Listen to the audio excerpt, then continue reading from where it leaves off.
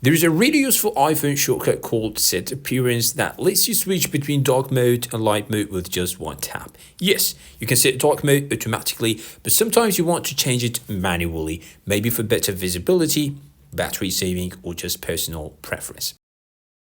To set this up, open the Shortcuts app, tap the plus icon in the top right, then tap Search Action and type Set Appearance. Tap on it, then tap Turn and change it to Toggle. Now you have toggle appearance.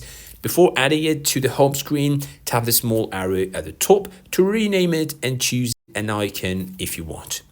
Then tap Add to Home Screen. Here you can choose a symbol, a color, or even an image, then tap Add. Now the shortcut is on your home screen. Instead of opening Control Center every time, you can just tap it. One tap for dark mode, another tap for light mode, and that's it. You can even place it in the dock, so it's always quick and easy to access.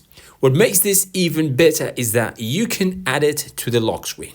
Lock your iPhone, wake it up, then tap and hold on the lock screen, tap Customize, then tap the widget section, tap Add Widget, choose Shortcuts, and add it. Tap the shortcut widget again to select your toggle appearance shortcut.